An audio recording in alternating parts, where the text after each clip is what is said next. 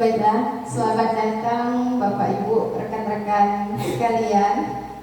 Terima kasih atas kehadirannya pada siang hari ini. Pada siang hari ini saya ingin melakukan kegiatan diseminasi mengenai penyebaran pemahaman dan penerapan dari budaya positif. Sebelumnya saya ingin menyampaikan tujuan kegiatan hari ini bukanlah karena saya ingin atau saya merasa lebih tahu, tapi di sini saya hanya berusaha untuk membagikan pemahaman dan pengalaman saya dalam menerapkan budaya positif bersama siswa, khususnya di kelas saya sendiri. Untuk itu saya mengajak ibu-ibu semua ya. Saya mengajak ibu-ibu pada siang hari ini, mari kita belajar bersama, berkolaborasi, dan saling mendukung demi mewujudkan budaya positif di sekolah kita. Adapun tujuan kegiatan kita pada siang hari ini ada dua. Yang pertama yaitu saya ingin membagikan pemahaman tentang konsep inti budaya positif kepada rekan guru di SD Negeri 91 Kota Jambi. Lalu yang kedua yaitu membagikan pengalaman penerapan tentang konsep inti budaya positif kepada rekan guru di SD Negeri 91 Kota Jambi. Nah, sebelum memulai, ini kan cuaca panas ya, sangat cerah. Kita ice breaking dulu. Ice breakingnya tidak mesti gerak-gerak, tidak mesti pakai tepuk-tepuk. Ice breaking kali ini kita bermain logika saja, pakai clue ya, ibu-ibu ya. Saya akan berikan satu clue. Ibu-ibu silahkan jawab pertanyaan dari saya. Clue-nya itu bumi itu bulat. Bumi itu bulat. Jika 1 ditambah 0 sama dengan 1, 8 ditambah 1 sama dengan 2, maka 0 ditambah 0 sama dengan berapa? Ingat clue-nya tadi ya ibu-ibu ya. Bumi itu bulat. Nah, lalu kaitkan dengan pertanyaannya.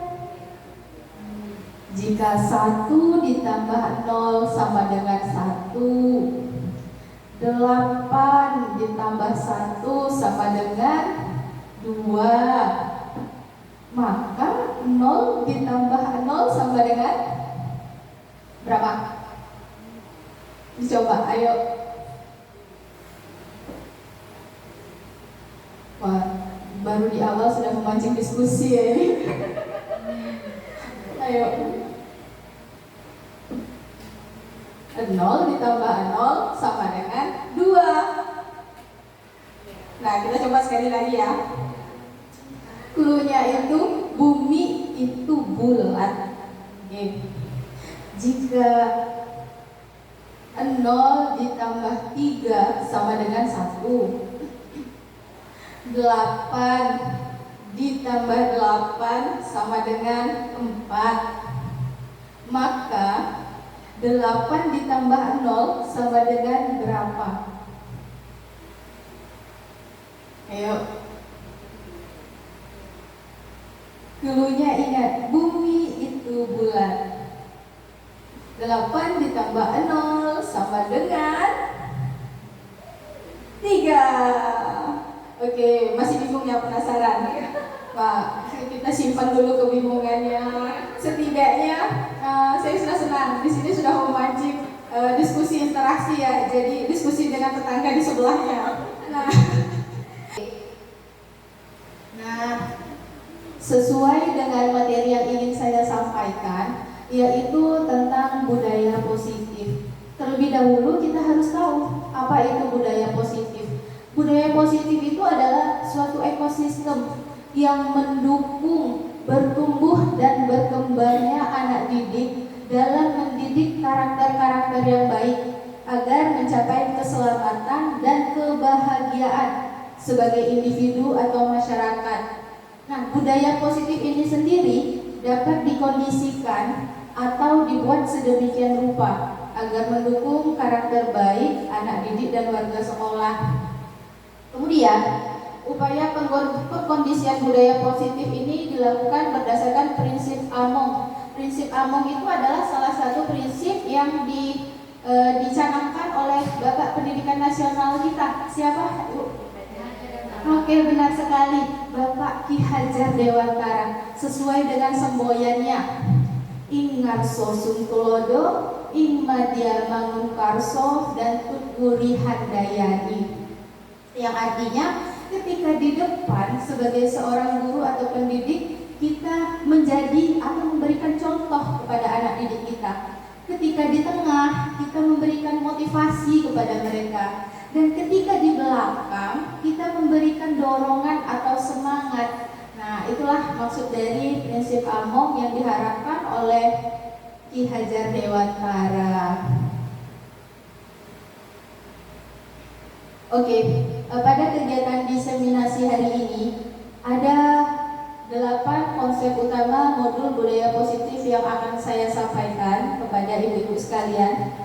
Yang pertama yaitu terkait dengan perubahan paradigma. Kemudian yang kedua tentang disiplin positif. Yang ketiga nilai kebajikan. Yang keempat motivasi perilaku manusia. Yang kelima kebutuhan dasar manusia. Yang keenam posisi kontrol guru. Yang ketujuh keyakinan kelas. Dan yang terakhir terkait dengan segitiga restitusi. Baik, mari hari ini kita bahas satu persatu. Dimulai dari perubahan paradigma. Terjadi perubahan paradigma dalam pembelajaran antara paradigma yang lama berubah dengan paradigma yang baru sekarang. Apa yang berubah? Nah, lihat di sini. Pembelajaran dengan paradigma baru merupakan pembelajaran yang dirancang berdasarkan prinsip pembelajaran berdiferensiasi, sehingga peserta didik belajar sesuai dengan kebutuhannya berdasarkan tahap perkembangan sesuai teori psikologi modern untuk mewujudkan profil pelajar Pancasila. Nah, di sini kita dapat lihat ya, ada 6 dimensi profil pelajar Pancasila. Kemudian konsep yang kedua yaitu terkait disiplin positif. Nah, sama-sama bisa kita lihat di sini ya. Kata disiplin itu sebenarnya berasal dari kata disiplino yang artinya belajar. Disiplin itu sendiri sebenarnya mengacu pada disiplin diri yang memiliki tanggung jawab terhadap apa yang dilakukannya berdasarkan nilai-nilai yang diyakini.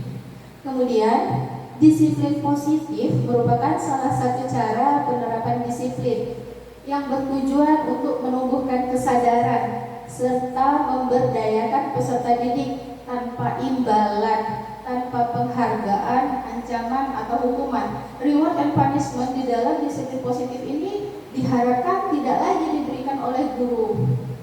Nah, sebagai pendidik, tujuan kita adalah menciptakan peserta didik yang memiliki disiplin diri, sehingga mereka berperilaku mengacu pada nilai-nilai kebajikan universal dan memiliki motivasi intrinsik untuk menjadi lebih baik. Kalau tadi kan sudah saya sampaikan, sebenarnya makna disiplin itu apa? Tapi terjadi pergeseran makna di dalam masyarakat. Kita cenderung sekali mengaitkan disiplin itu dengan sesuatu yang dilakukan seseorang pada orang lain untuk mendapatkan kepatuhan. Nah, kecenderungan atau pemahaman yang seperti itu harus diubah. Sebagai pendidik, kita itu harus menciptakan anak-anak yang memiliki disiplin diri. Kita berusaha membangkitkan motivasi intrinsik mereka, sehingga nanti anak dapat berperilaku dengan mengacu pada nilai kebajikan, bukan dengan apa yang mereka dapat, dengan apa yang mereka takuti, ataupun nanti mereka menghindari rasa tidak nyaman. Nah, seperti itulah yang seharusnya diharapkan. Oke, tadi saya banyak menyinggung kata-kata nilai-nilai kebajikan terkait di dalam penerapan disiplin positif. Apa itu nilai-nilai kebajikan? Nah, coba kita lihat di sini ya. Nah, nilai-nilai kebajikan itu adalah sifat-sifat positif manusia yang merupakan tujuan mulia yang ingin dicapai setiap individu. Nilai-nilai tersebut bersifat universal dan lintas bahasa, suku, agama maupun latar belakang. Kita garis bawahi di sini ya, nilai-nilai kebajikan yang diharap itu bersifat universal, tidak lagi hanya berlaku pada golongan tertentu, agama tertentu, tapi berlaku kepada semua golongan tanpa memandang latar belakangnya apapun itu. Di sini saya menampilkan kelompok-kelompok nilai universal yang sudah saya pelajari. Yang saya tampilkan di sini nilai universal, kebajikan universal profil pelajar Pancasila dari IB Primary Years Program, kemudian yang keterampilan hidup. Kita lihat di sini masing-masing nilai-nilai kebajikan. Oke, silahkan dicermati Bapak Ibu. Profil pelajar Pancasila sama-sama kita sudah tahu. Kalau ini dari IB Primary ada toleransi, rasa hormat, integritas, mandiri, dan lain sebagainya. Kemudian yang keterampilan hidup dapat dipercaya, lurus hati. Ini adalah contoh-contoh nilai kebajikan dan masih banyak lagi nilai kebajikan yang lain. Kita fokus dengan nilai kebajikan berdasarkan profil pelajar Pancasila. Disiplin positif itu sendiri diharapkan akan membawa murid pada nilai kebajikan yang sesuai dengan profil pelajar Pancasila. Ada berapa bah, Ibu, profil pelajar Pancasila? Ada 6. Kita sama-sama tahu ya. Coba ada 6 profil pelajar Pancasila. Tahu lagunya kan? Coba yuk kita nyanyi sama-sama ya. Oke. Pelajar Pancasila beriman dan bertakwa pada Tuhan Yang Esa dan berakhlak mulia, berkebinekaan global, gotong royong mandiri, kreatif dan bernalar kritis. Oke, tepuk tangan. Siang-siang harus semangat. Oke. Nah, di sini kita sama-sama tahu ya, di sekolah kita ini ada yang namanya budaya 5S. Apa itu Ibu-ibu budaya 5S? Senyum. Oke, senyum, benar Ibu Tati. Oke. Salam. Ayo.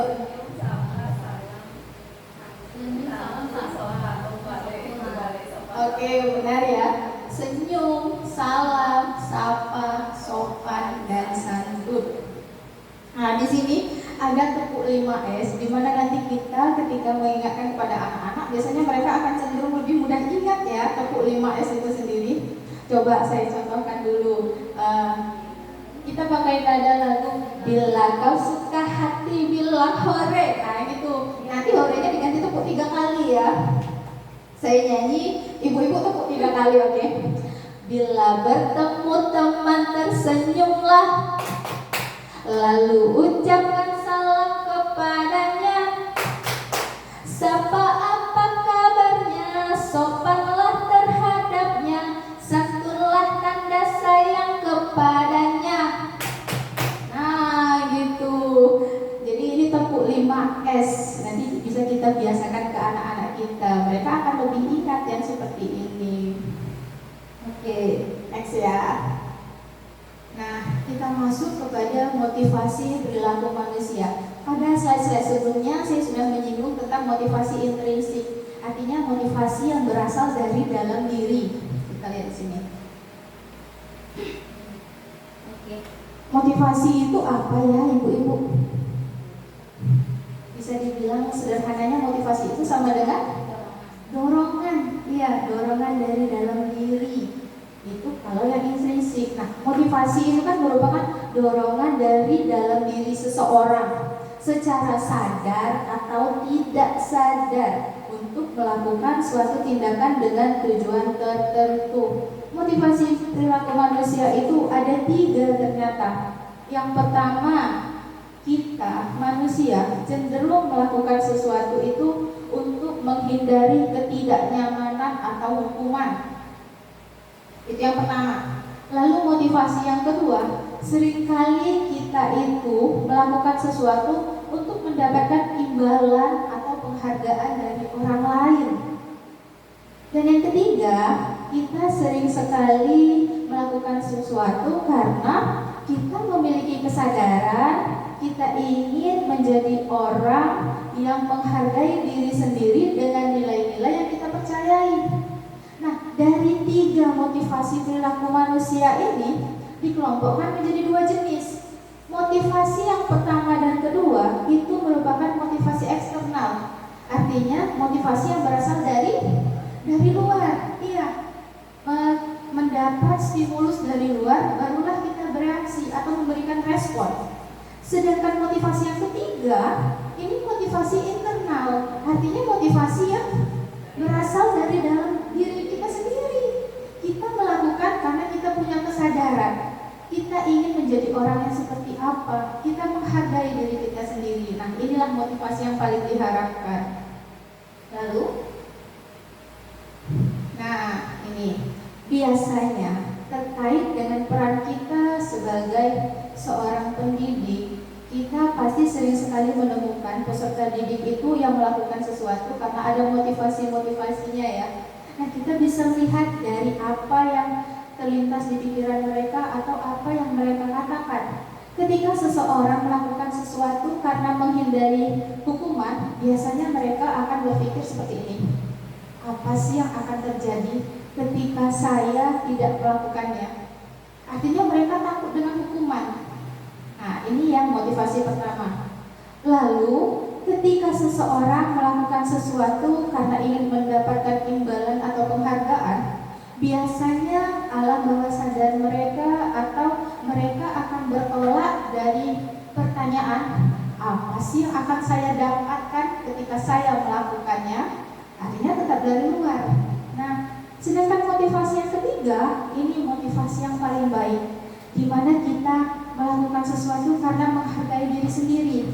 Kita akan melakukan sesuatu bertolak dari pertanyaan, akan menjadi orang yang seperti apakah saya nanti jika saya melakukannya. Nah, itu yang dimaksud dengan motivasi internal. Nah, kita coba renungan sedikit. Menurut ibu-ibu sekalian, dari ketiga jenis motivasi tadi, motivasi manakah yang saat ini paling banyak mendasari perilaku murid-murid kita di sekolah?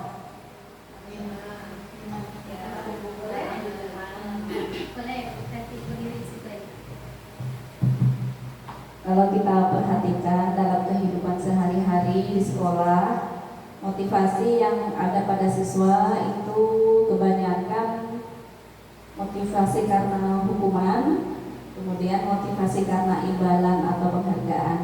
Adapun yang motivasi dari internal itu ada, tetapi jumlahnya lebih banyak yang dari eksternal. Terima kasih. Oke, terima kasih Ibu Suciati. Tepuk tangan dulu.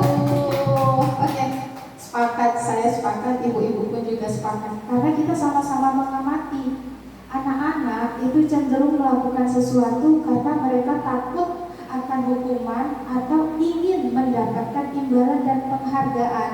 Ada memang anak yang melakukan sesuatu, contohnya mereka belajar karena kesadaran dirinya sendiri, motivasi internal yang mereka miliki karena mereka sadar di masa depan saya ingin menjadi orang yang seperti apa. Ada. Nah, bukan berarti tidak ada, tapi perlu kita berusaha agar semua anak-anak kita memiliki motivasi internal. Nah, seperti itu ya.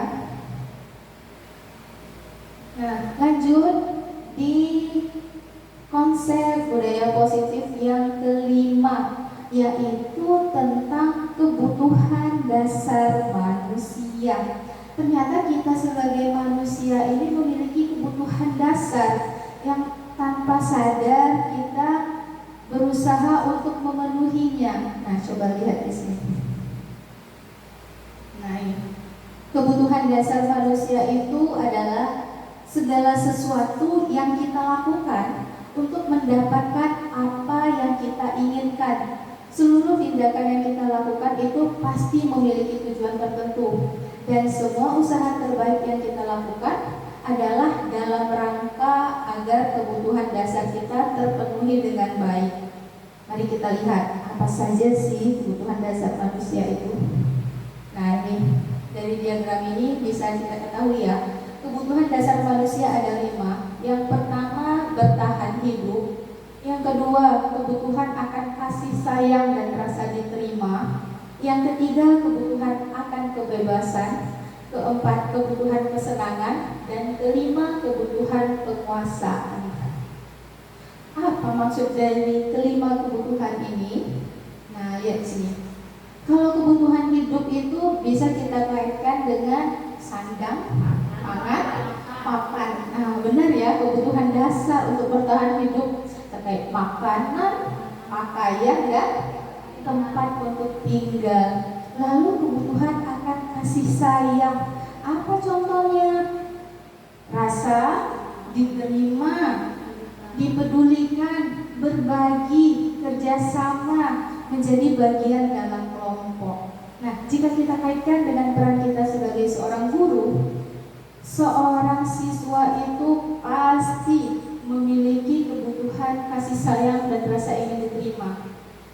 Dan cenderung sekali mereka menunjukkan kebutuhannya itu dengan cara-cara yang menurut kita kok seperti ini. Padahal sebenarnya itu mereka sedang menunjukkan mereka ingin diperhatikan dan disayangi, seperti itu ya.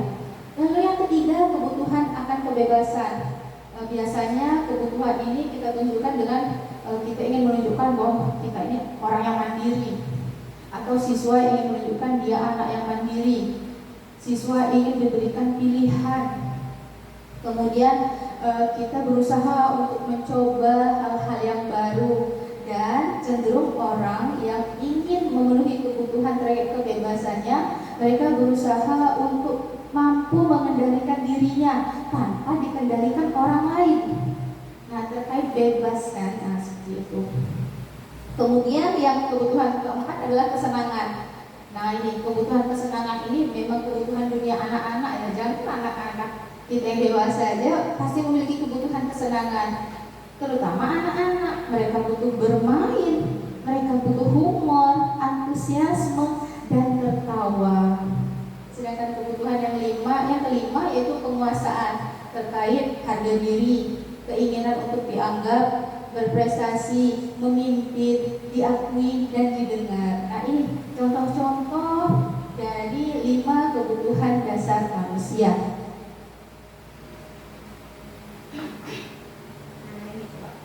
Nah, ini ada kasus ya, coba kita cermati sama-sama ibu-ibu sekalian.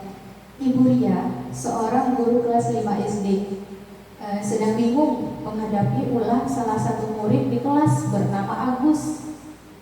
Beberapa anak telah datang dan mengeluhkan Agus yang seringkali meminta bekal makan siang mereka dengan paksa. Jika Anda atau kita nih menghadapi situasi seperti Ibu Ria, apa yang akan kita lakukan? Menurut kita, kira-kira apa alasan Agus melakukan hal itu? Nah, coba, siapa yang mau menyampaikan pendapat boleh? Menurut ibu-ibu, langkah pertama yang harus kita lakukan apa dulu nih? Nah, boleh, coba silakan. Boleh, Ibu Dian.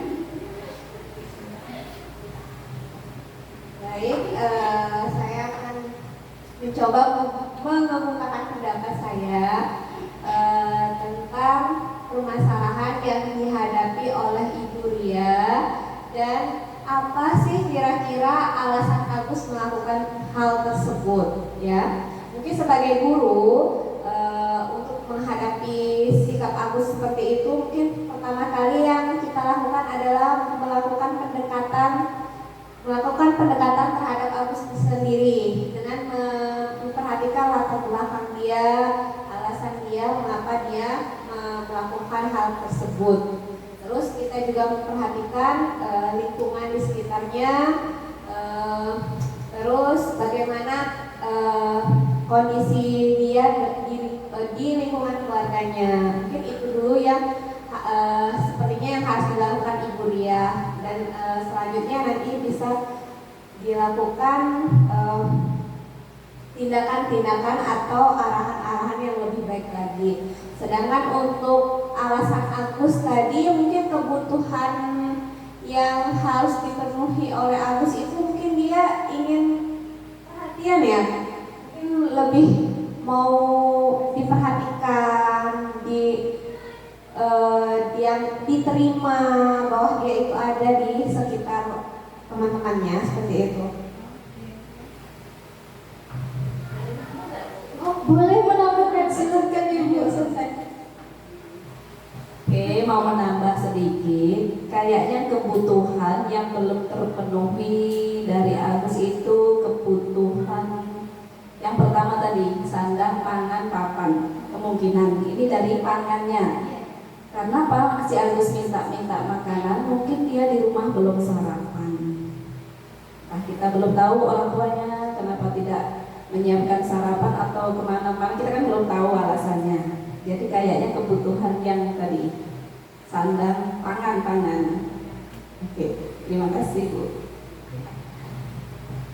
Terima kasih kepada Ibu Dia dan Ibu Sultati, super sekali, tepuk tangan dulu atas jawabannya. Oke, di sini kan ditanyakan langkah pertama apa yang akan kita lakukan, dan menurut kita nih kira-kira apa alasan Agus melakukannya. Kan kira-kira nih kita belum melakukan pendekatannya ya. Oke, nah ini dalam konteks penerapan disiplin positif, sebaiknya kita mencari tahu alasan Agus melakukan tindakan tersebut agar mengetahui kebutuhan mana yang sedang berusaha dipenuhi oleh Agus. Sepakat ya dengan jawaban Ibu Dian tadi. Kemudian mengatakan lakukan pendekatan dulu, ditanyakan dulu.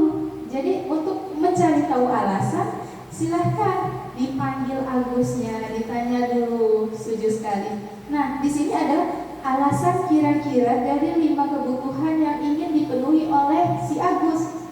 Yang pertama tadi, bertahan hidup karena Agus lapar dan orang tuanya tidak membawakan bekal. Sepakat dengan jawaban Ibu Suntati tadi. Ibu Suntati tadi memperkirakan ternyata bisa saja Agus ini ingin memenuhi kebutuhan bertahan hidup karena kemungkinan orang tuanya yang tidak menyiapkan bekal makan siang. Nah, baik. Sekarang kita masuk pada konsep yang keenam, yaitu tentang posisi kontrol guru. Sebagai seorang guru, kita itu memiliki posisi kontrolnya ya. Sekarang coba lihat di sini. Nah, ternyata ada 5 posisi kontrol seorang guru. Yang pertama yaitu penghukum, yang kedua pembuat merasa bersalah, yang ketiga teman, keempat pemantau, dan yang kelima manajer. Nah, mari kita bahas satu persatu. Mulai dari posisi kontrol guru yang pertama sebagai penghukum. Sebagai seorang penghukum, jika seorang guru menerapkan posisi tersebut, bisa menggunakan hukuman fisik maupun verbal. Orang-orang yang menjalankan posisi penghukum senantiasa mengatakan bahwa sekolah memerlukan sistem atau alat yang dapat lebih menekan murid-murid lebih dalam lagi. Guru-guru yang menerapkan posisi penghukum akan berkata, patuhi aturan saya, atau awas ya. Nah, atau juga bisa berkata seperti ini, kamu selalu saja salah. Nah, itu sebagai penghukum. Lalu yang kedua sebagai pembuat rasa bersalah. Nah, pada posisi ini biasanya guru atau orang tua akan bersuara lebih lembut. Pembuat rasa bersalah akan menggunakan keheningan yang membuat orang lain merasa tidak nyaman, merasa bersalah, atau rendah diri. Kata-kata yang keluar dengan lembut akan seperti ini biasanya. Ibu sangat kecewa sekali dengan kamu, nak. Gimana coba kalau orang tua kamu tahu kamu berbuat salah begini? Nah, itu jika sebagai posisi pembuat rasa bersalah.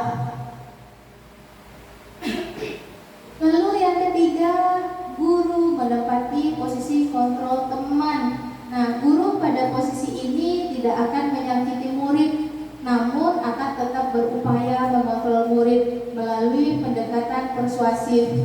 Posisi teman pada guru bisa berdampak negatif atau berdampak positif. Berdampak positif di sini berupa hubungan baik yang terjalin antara guru dan murid. Guru di posisi teman menggunakan hubungan baik dan humor untuk mempengaruhi seseorang. Biasanya mereka akan berkata seperti ini, "Ayo bantulah demi ibu ya." Atau bisa juga, "Ayo, ingat tidak bantuan ibu selama ini?" Atau bahkan tidak jarang akan berkata seperti, "Ya sudah, kali ini tidak apa-apa, nanti ibu bantu bereskan." Nah, coba kita lihat di sini. Di sini dikatakan guru yang mengambil posisi kontrol sebagai teman ini ada dampak negatifnya ternyata. Menurut ibu-ibu sekalian, apa sih dampak negatif dari seorang guru yang menempati posisi kontrol teman? Apakah ada yang ingin berpendapat? Boleh? Oke, silahkan Ibu Dian. Baiklah, saya akan mencoba mengemukakan pendapat saya. Menurut saya pada posisi kontrol teman yang "ayo ingat tidak bantuan ibu selama ini" itu terkesan bahwa ibu itu menginginkan balas budi dari anak tersebut gitu. Jadi dan kata lain ada pamrih. Jadi anak itu terkesan di pikiran anak itu, "Oh, aku harus bantu ibu ini loh, karena selama ini ibu itu sudah membantu aku," seperti itu. Ada yang ingin menambahkan? Apa ada yang menambahkan? Oke, cukup. Oke, sepakat ya. Jika guru mengambil posisi kontrol teman, terlebih lagi jika guru berkata seperti, "Ayo, ingat tidak bantuan ibu selama ini?" Terkesan seolah-olah kita sebagai guru itu pamrih, ingin meminta balas budi dari siswa. Padahal apa yang kita lakukan memang itulah kewajiban dan tanggung jawab kita dalam mengajar dan mendidik mereka. Kemudian ada lagi dampak negatif dari posisi kontrol seorang guru jika sebagai teman. Biasanya murid hanya akan mendengarkan guru yang dianggapnya teman. Dia hanya akan mendengarkan perkataan misalnya Bapak A yang dia anggap teman. Dengan Bapak B, dia tidak akan berlaku sama, karena dia hanya mendengarkan perkataan guru yang dianggapnya teman tadi. Jadi respon siswa pun berbeda. Nah, itulah dampak negatifnya. Lalu yang keempat yaitu posisi kontrol sebagai pemantau. Memantau di sini berarti kan mengawasi. Pada saat kita mengawasi, kita bertanggung jawab atas perilaku orang-orang yang kita awasi.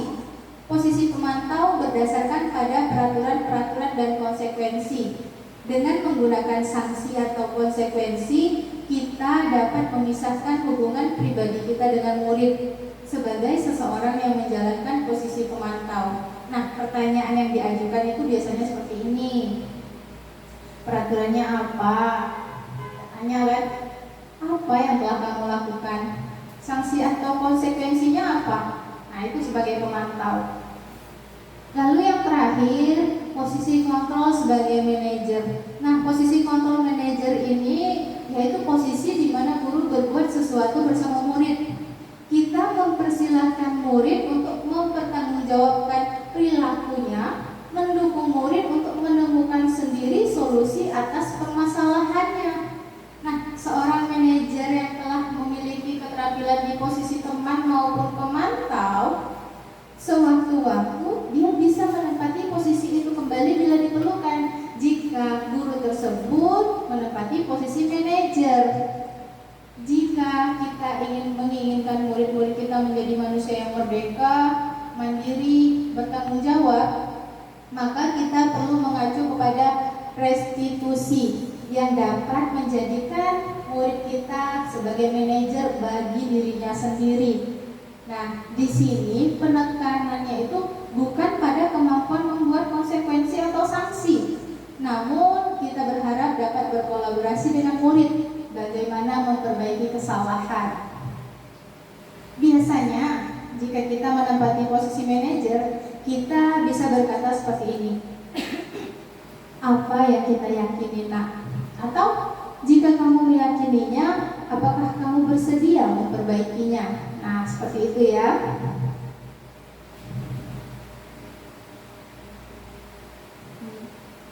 Ini adalah contoh penerapan 5 posisi kontrol guru dengan kasus yang sering sekali kita temukan setiap hari Senin saat upacara ya. Siswa tidak memakai atribut lengkap saat upacara bendera. Jika kita menempatkan diri kita sebagai seorang penghukum, kita bisa saja berkata seperti, sekarang kamu hormat pada bendera selama 1 jam. Tidak usah belajar jam pelajaran pertama. Itu kalau kita menjadi penghukum. Lalu jika kita menjadi pembuat merasa bersalah, kita kadang berkata seperti ini. Berapa kali ibu harus memberitahu kamu, kamu selalu saja mengecewakan ibu. Nah, itu jika kita membuat siswa merasa bersalah. Lalu jika posisi kontrolnya sebagai teman, ayo dong ikuti aturan sekolah, tolong bantu ibu. Sekali ini sudah tidak apa-apa, lain kali jangan diulangi lagi ya. Nah itu. Lalu yang keempat, jika sebagai pemantau, kita bisa berkata seperti ini. Dari catatan ini, kamu sudah melanggar peraturan sekolah. Kamu tahu konsekuensinya. Selesai upacara, kamu beli atribut yang di koperasi dan jangan diulangi. Nah, bagaimana jika kita menempati posisi sebagai manajer? Apa yang sebaiknya kita ucapkan? Kita cari tahu dulu. Apakah kamu tahu kesalahanmu? Coba jelaskan alasanmu. Kira-kira bagaimana kamu memperbaiki kesalahanmu? Nah, itu yang bisa kita katakan jika kita seorang guru ingin menempati posisi control manager. Nah, di sini ada beberapa pertanyaan. Posisi kontrol apakah aku? Di sini ada kalimat yang bisa kita ucapkan. Misalnya, ibu kecewa sekali dengan kamu. Menurut ibu-ibu sekalian, ini posisi kontrol apa yang ditempati oleh seorang guru jika berkata seperti ini? Apa? Oke, pembuat merasa bersalah. Mari kita lihat. Oke, tepat ya. Benar, tepuk tangan dulu. Oke. Lalu ada pertanyaan lagi.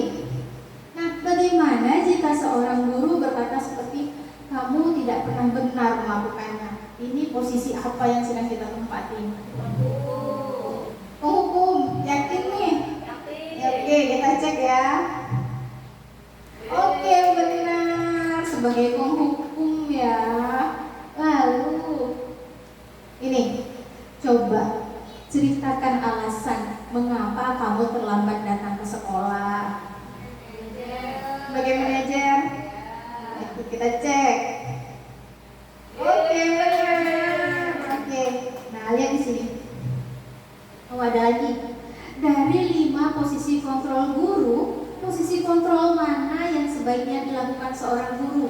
Artinya sebagai guru, saya bukan penghukum dan bukan pembuat rasa bersalah bagi siswa. Maka saya adalah seorang manajer.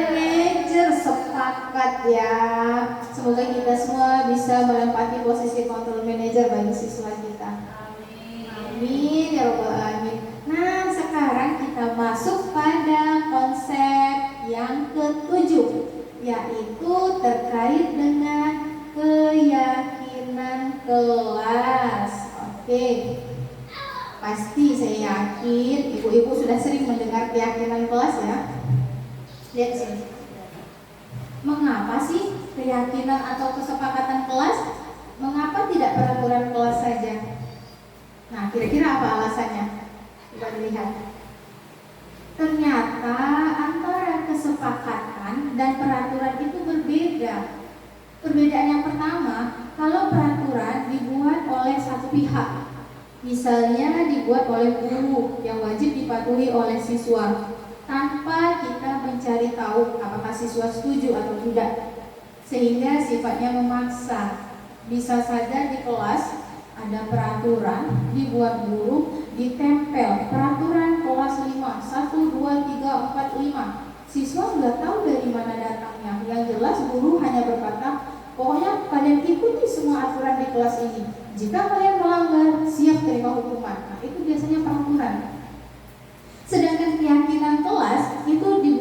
berdasarkan kesepakatan bersama antara guru dan siswa. Karena dibuat berdasarkan kesepakatan, maka harus ditaati bersama. Misalnya itu kesepakatan kelas, maka wajib pula ditaati oleh guru dan juga siswanya. Nah, oke. Keyakinan kelas itu sendiri adalah nilai-nilai kebajikan atau prinsip universal yang disepakati bersama secara universal, lepas dari latar belakang suku, negara, bahasa, maupun agamanya. Nah, menurut Gosen pada tahun 1998, suatu keyakinan akan lebih memotivasi seseorang dari dalam atau motivasi intrinsik. Seseorang akan lebih bersemangat untuk menjalankan keyakinan daripada hanya sekedar mengikuti serangkaian peraturan. Oke, dalam membuat keyakinan atau kesepakatan itu ternyata ada langkah-langkahnya, tidak tiba-tiba ada. Nah, langkah-langkahnya itu ada 5. Yang pertama, berdiskusi, memunculkan peraturan-peraturan yang perlu ditaati. Lalu yang kedua, mengubah peraturan menjadi kalimat yang lebih positif. Yang ketiga, menyaringkan peraturan menjadi nilai kebajikan atau keyakinan kelas. Dan yang keempat, berdiskusi mengenai gambaran perilaku yang mencerminkan keyakinan kelas. Lalu yang terakhir, meninjau ulang keyakinan kelas dari waktu ke waktu. Contoh ya, kebetulan di sini saya sudah membuat kesepakatan kelas bersama siswa saya di kelas 5. Ini adalah kesepakatan yang kami buat bersama-sama. Jadi pertama-tama itu kami tentukan dulu peraturan-peraturannya, itu kami munculkan. Biasanya kan peraturan itu dalam bentuk kalimat negatif, bisa berupa larangan. Misalnya terkait peraturan yang sangat sering diulangi atau diucapkan itu terkait dilarang membuang sampah sembarangan atau jangan membuang sampah sembarangan. Itu kan kalimat negatif ya. Nah, jika kita buat menjadi kesepakatan, jangan lagi menggunakan kalimat negatif, ibu-ibu. Jadi kita ubahlah kalimatnya menjadi kalimat lebih positif. Misalnya, membuang sampah pada tempatnya atau menjaga kebersihan kelas. Nah, dari peraturan itu tadi kita cari nih nilai kebajikannya.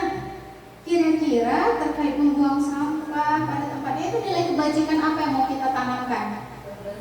Nah, sepakat, itu tentang nilai kebajikan kebersihan. Nah, setelah kita tentukan atau kita sarikan nih nilai kebajikannya itu tadi, barulah kita diskusi mengenai gambaran-gambaran perilaku yang menggambarkan keyakinan kelas tersebut. Lalu keyakinan kelas itu perlu juga ditinjau dari waktu ke waktu. Ini dokumentasi pembuatan keyakinan kelas saya bersama siswa kelas 5. Jadi saya berikan mereka sticky note. Saya minta mereka silahkan keluarkan apa yang ingin mereka rasakan, harapan mereka di kelas baru. Ini kami lakukan bersama-sama di hari pertama sekolah pada tahun ajaran baru kemarin. Jadi mereka banyak sekali mengeluarkan harapan dan keinginannya itu atau hal yang tidak diharapkan. Nah, dari jawaban-jawaban mereka itu bisa kita sari-sarikan menjadi keyakinan kelas, kemudian kita ambil nilai kebajikannya. Nah, ini ya kesepakatan kelas yang sudah kami sepakati bersama. Kami menentukan 7 nilai kebajikan: keimanan, kebersihan, keamanan, kesantunan, toleransi, kerapian, dan tanggung jawab. Oke, lanjut di konsep yang ke-8, yaitu segitiga restitusi. Apa itu segitiga restitusi? Nah, restitusi adalah proses menciptakan kondisi bagi murid untuk memperbaiki kesalahan mereka sehingga mereka bisa kembali kepada kelompok mereka dengan karakter yang lebih kuat. Restitusi ini sendiri, nah, jika kita sebagai seorang guru yang mengambil posisi control manager, biasanya kita akan menggunakan segitiga restitusi dalam menyelesaikan masalah bersama siswa. Tujuannya itu yaitu kita ingin menghasilkan siswa yang mandiri dan bertanggung jawab. Adapun ciri-ciri restitusi, yang pertama, menguatkan dan fokus pada solusi. Yang kedua, fokus pada karakter, bukan pada Yang ketiga, bukan menebus kesalahan, tapi belajar dari kesalahan. Yang keempat, mencari kebutuhan dasar yang mendasari tindakan. Yang kelima, bersifat tawaran bukan paksaan. Keenam, kita berusaha memperbaiki hubungan. Kemudian yang terakhir, kita menuntun siswa untuk melihat ke dalam dirinya sendiri. Artinya kita menuntun siswa untuk berefleksi. Nah, namanya segitiga restitusi. Ada tahapannya. Kenapa dikatakan segitiga? Karena digambarkan di dalam bentuk segitiga ini tahapannya. Tahapan yang pertama yaitu menstabilkan identitas. Yang kedua, validasi tindakan yang salah. Dan yang ketiga, menanyakan keyakinan. Mari kita bahas satu persatu. Nah, pada tahap menstabilkan identitas, kita sebagai seorang guru biasanya berkata seperti ini. Nah, berbuat salah itu tidak apa-apa. Tidak ada manusia yang sempurna. Ibu atau bapak juga pernah melakukan kesalahan. Kita bisa kok menyelesaikan masalah ini. Ibu tidak tertarik mencari siapa yang salah, tapi ingin mencari solusi dari permasalahan ini. Itu pada tahap menstabilkan identitas. Jadi kita buat mereka tenang dulu. Biasanya kan siswa kalau ada masalah itu mengadu kepada guru, apalagi kalau misalnya dia merasa melakukan kesalahan, entah dia merasa takut atau apa, jangan langsung kita cecar, tapi kita buat dulu dia tenang. Baru nanti dia akan leluasa bercerita. Nah, seperti itu. Pada tahap yang kedua, validasi tindakan yang salah. Di sini kita bisa berkata seperti, kamu pasti punya alasan mengapa melakukan hal itu. Nah, pada tahap ini, walaupun mereka melakukan kesalahan, kita cari tahu dulu alasannya terkait dengan kebutuhan dasar manusia tadi kan. Jadi dia akan ceritanya leluasa menceritakan alasannya mengapa melakukan kesalahan tersebut.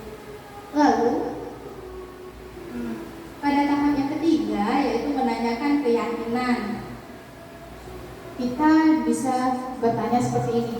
Menurutmu apakah tindakanmu sesuai dengan keyakinan kelas yang sudah kita sepakati? Atau apa nilai umum kesepakatan kelas yang telah disepakati? Atau bisa juga kamu mau jadi orang yang seperti apa? Apa bayangan kita tentang kelas yang ideal? Jadi untuk sampai pada tahapan segitiga restitusi ini, sebelumnya itu kita sudah harus membuat dulu keyakinan atau kesepakatan kelas. Jadi pada tahap menanyakan keyakinan, mereka akan mengingat lagi keyakinan apa, kesepakatan apa yang telah dibuat bersama-sama. Oke, lanjut. Dari tadi kita mendengar hukuman, konsekuensi, restitusi. Ternyata ketiga kata tersebut berbeda. Nah, apa perbedaannya? Mari kita lihat sama-sama. Kalau hukuman itu tidak terencana, tiba-tiba, murid tidak tahu apa yang akan terjadi, bersifat satu arah, bisa berupa hukuman fisik atau psikis. Pokoknya murid salah, guru yang hukum. Murid tidak tahu, jadi suka-suka guru aja nih mau hukumnya bagaimana. Nah, itu malah hukuman. Kalau konsekuensi, terencana, disepakati sesuai peraturan, tapi murid juga dibuat tidak nyaman. Karena di sini guru selalu memonitor murid. Sedangkan restitusi itu proses menciptakan kondisi bagi murid untuk memperbaiki kesalahan. Prosesnya itu kolaboratif, artinya kerjasama. Di sini mengajarkan murid untuk mencari solusi sendiri.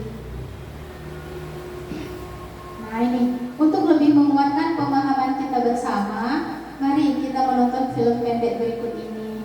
Ayo kita nonton film pendek dulu ya, Ibu ya.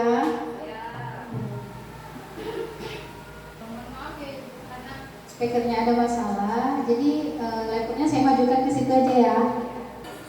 Untuk melatih kalian disiplin. Kalian tahu kan peraturannya itu? Kalau ibu tidak akan mulai pelajaran kalau masih ada yang terlambat. Kalian ini apa kan? Hah? Dari mobilnya kan? Kenapa pelajaran terlambat? Saya mana?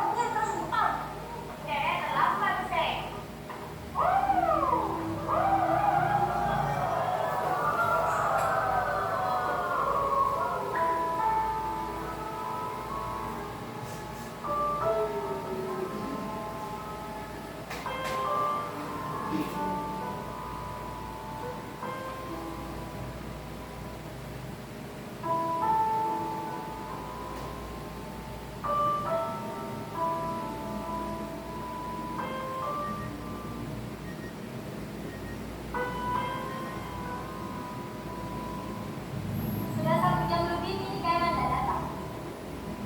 Kira-kira ada yang tahu kemana Kayla? Mungkin hari ini tidak masuk ibu, karena aku sudah kasih surat orang tuanya.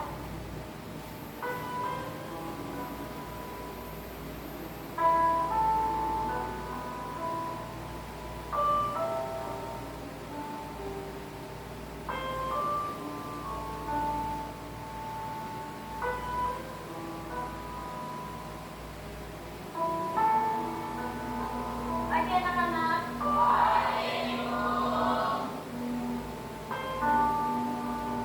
Masuk kok Kayla.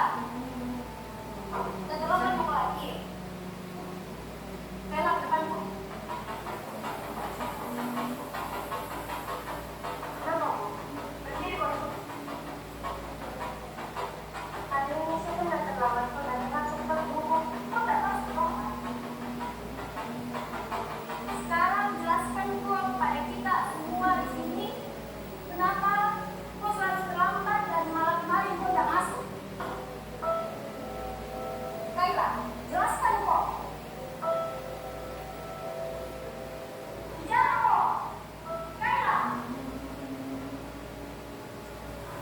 Maafkan teman-teman. Bukan gara-gara saya karena saya nggak belajar.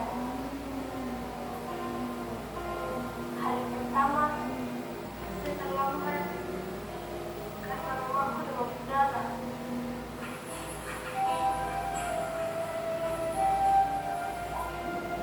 Harus datang ke rumah sakit sebelum sekolah.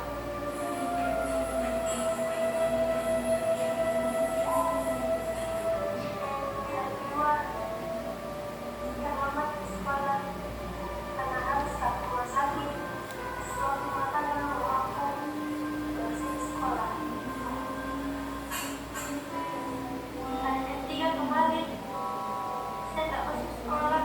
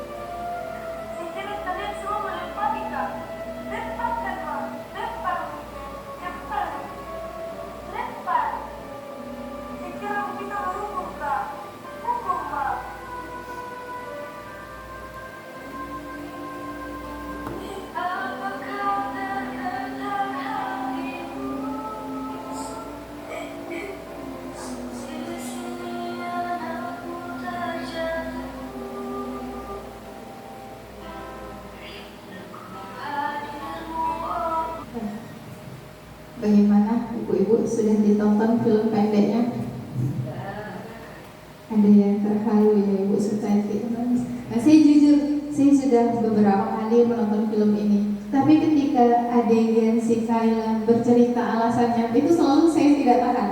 Makanya tadi saya agak menyingkir karena saya takut saya ikut terharu lagi. Nanti saya memaparkannya malah saya menangis kan gitu. Nah, kira-kira dari film singkat yang sudah kita tonton tadi, menurut ibu-ibu sekalian, yang didapatkan oleh Kayla tadi itu apakah hukuman, konsekuensi, atau restitusi? Nah, coba berikan alasannya boleh. Yang oke, Bu Dian, silakan.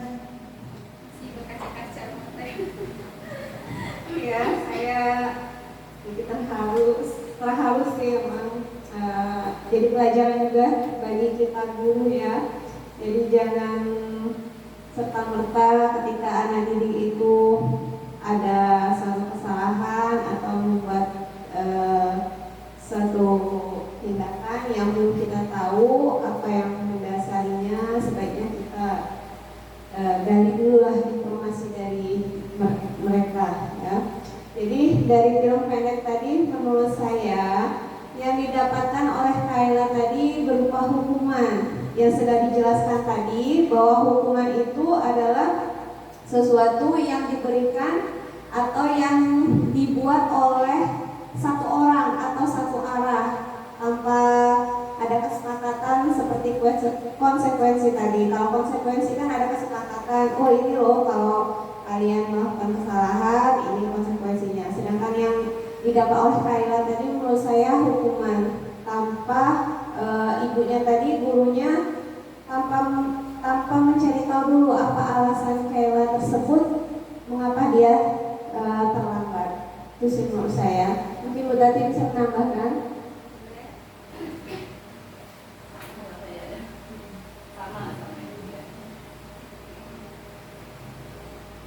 Oke, terima kasih kepada Ibu Dian atas tanggapannya ya. Saya setuju sekali. Dari film pendek tadi yang didapatkan oleh Kayla itu sama sekali bukan restitusi. Justru Kayla mendapatkan hukuman. Dia, ibu gurunya ini tidak berusaha mencari tahu dulu alasannya. Malah Kayla dipermalukan di depan kelas yang pada akhirnya memicu teman-teman yang lain, mohon maaf, ikut malah melempar kertas, dan itu seharusnya tidak dilakukan oleh seorang guru, di mana kita seharusnya menghentikan kegiatan atau perundungan seperti itu. Kan termasuk perundungan, tapi justru kita sebagai pemicunya. Nah, itu sangat tidak tepat ya. Nah, di sini ada, nah coba lihat, ternyata kasus Kayla tadi ini, kalau hukuman, kenapa dikatakan itu hukuman? Karena guru marah tanpa menanyakan alasan. Murid diinterogasi di depan kelas, murid merasa dipermalukan, itu yang Kayla dapatkan. Lalu konsekuensinya ini, guru memberikan konsekuensi tidak memulai jam pelajaran. Nah, gara-gara si Kayla datang telat, akhirnya teman-teman yang lain itu tidak ikut belajar juga. Nah, itu konsekuensinya. Gurunya memang tegas dan murid menghormati peraturan. Sedangkan seharusnya ibu guru itu harus menerapkan restitusi. Di mana ketika kita sedang mengajar, ada siswa datang, maaf ibu saya terlambat, jangan kita interogasi, tapi kita persilahkan dulu anak yang terlambat itu duduk, silakan ikuti pembelajaran. Nah, kemudian kita memanggilnya di ruangan terpisah setelah jam pelajaran selesai. Kalau kita menginterogasi, banyak hal yang kita rugikan. Anak-anak yang tadinya belajar semakin terganggu untuk pelajarannya. Si anak yang datang terlambat semakin hilang kesempatan untuk belajarnya, merasa dipermalukan di depan teman-temannya. Nah, lalu setelah dipanggil ke ruangan terpisah, baru kita bisa melakukan praktik segitiga restitusi yang menstabilkan identitas, validasi tindakan yang salah, dan yang terakhir tadi yaitu menanyakan keyakinannya. Jadi menurut saya yakin kita semua pun sepakat. Saya harap kita tidak menjadi seperti ibu guru di film pendek tadi ya, yang begitu siswa melakukan kesalahan, kita tidak berusaha mencari tahu, kita tidak berusaha melihat dulu penyebabnya apa. Setelah kita tahu, justru kita merasa menyesal. Nah, terkait dengan posisi kontrol guru, menurut ibu-ibu, posisi kontrol guru yang dilakukan oleh ibu guru dalam video tadi, posisi kontrol apa saja? Oke, penghukum, benar, sepakat. Lalu yang kedua, membuat rasa bersalah. Jadi Kayla dibuat seperti dia yang bersalah atas teman-temannya tidak belajar. Nah, ibu gurunya sama sekali tidak mengambil posisi manajer. Oke. Ini. Dalam penerapan disiplin positif, hendaknya guru memiliki standar kepribadian, profesional dan sosial yang baik, di mana guru sebagai teladan dan guru dapat menempatkan diri pada posisi kontrolnya saat ini, terutama agar guru dapat menjadi among atau penuntut menuntun, di mana guru dapat menuntun murid-murid menjadi insan yang mandiri, merdeka, dan bertanggung jawab. Nah, Ibu-ibu sekalian, semoga sesi belajar ini membawa manfaat sehingga dapat mewujudkan pelajar dengan profil pelajar Pancasila. Closing statement dari saya hari ini yaitu budaya positif itu bukanlah sesuatu yang bisa diwujudkan dalam 1 atau 2 hari, melainkan harus dilakukan secara berkelanjutan atau berkesinambungan. Yang kita usahakan dan kita terapkan hari ini belum tentu dampaknya akan tampak pada anak saat ini juga. Karena kita perlu ingat, yang namanya budaya adalah sesuatu yang dilakukan secara berulang-ulang sehingga menjadi kebiasaan. Ketika saya mendengar kata-kata budaya positif, yang terpikir di saya, oh ini tugas yang panjang, tidak bisa kita lakukan dalam 1 hari atau 2 hari. Karena ingat, budaya adalah sesuatu yang dilakukan secara berulang-ulang sehingga menjadi kebiasaan. Nah, terima kasih ibu-ibu sekalian atas kesediaan dan kehadirannya siang hari ini dalam sesi belajar bersama, sesi berbagi. Semoga apa yang disampaikan hari ini membawa manfaat dari kita semua. Akhir kata, saya mengucapkan terima kasih dan mohon maaf apabila ada kesalahan dalam penyampaian. Dan saya akhiri dengan wabillahi taufiq wal hidayah. Wassalamualaikum warahmatullahi wabarakatuh.